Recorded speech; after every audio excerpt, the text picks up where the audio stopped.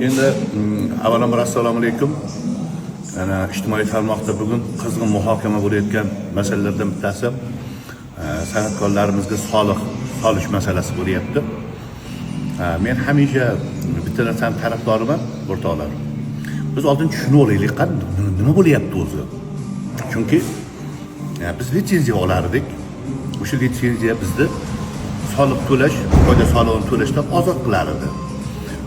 Bundan tashqari yana nimaga kategoriyasiga qarab, ushaklar, ikkaklar, biraklar hali to'laydigan joyimiz bor edi. Endi bu foyda solig'i paydo bo'lyapti. Bu litsenziya bekor bo'ladi. Yoki to'lovimiz, biraklar to'lovimiz bekor bo'ladimi? Yo'q, litsenziya ham bor, bir oylik to'lov ham bor, qo'shimcha yana soliq bo'lyaptimi? Tushunib olishimiz kerak edi oldin. Tushunmasdan har xil gaplar bo'lyapti. Bu masalaning birinchi tomoni. Endi hozir aytishyaptiki, to'yda borib palonsin topayapti, palonsin. Biz oyligimizni to'layapmiz-ku deb jamoatchilikda muhokama ketyapti. Hurmatli o'rtoqlar, men ham ishlayman, masalan, mahorat maktabim bor, musiqa san'at maktabida ishlayman. Men ham oyligimdan to'layapman bu foyda solig'ini. Bu to'y degan masala shundayki, mana masalan uyingizga kartoshka yetyapsiz. 2 tonna, 3 tonna sotyapsiz bozorga olib chiqib, bundan soliq to'laganingiz yo'q. Oyligingizdan to'layapsiz. Uyingizda bog' bor, 2 tonna, 3 tonna mayiz sotyapsiz. Bundan soliq to'laganingiz yo'q.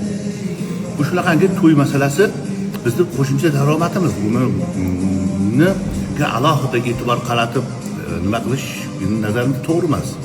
Bu birinchidan. Keyin masalan 4,000 olyapti, 5,000 dollar olyapti. To'g'ri, uni 5-6% san'atkorlar olyapti. Uni ham san'atkor hofizalar taniqli. Yonda yurgan sozandalar 400,000, 500,000 yil qatori.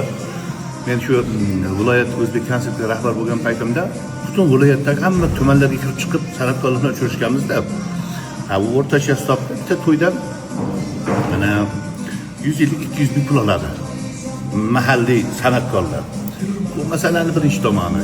Ikkinchisi shundaki, avval litsenziya olinglar desak, hammasi o'zini tortadi. Nima uchun? Chunki o'zlari dehqonchilik bilan shug'ullanadi, yo ustalik qiladi, boshqa qiladi. Shu to'y mavsumida 3 oy. Shuni avval yaxshi edi, 3 oylik o'sha to'yga deb turib olardi hamma.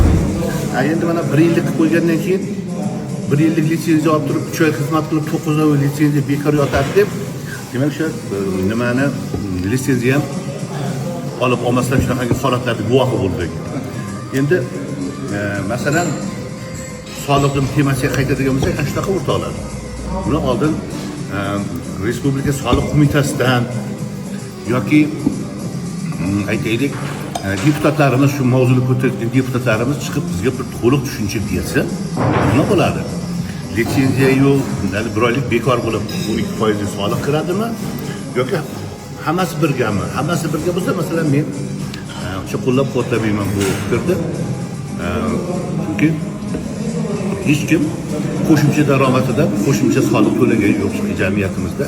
Hamma ish oyligidan to'laydi. Biz oyliklarimizni to'layapmiz va bundan keyin ham to'laymiz. Sog' bo'linglar.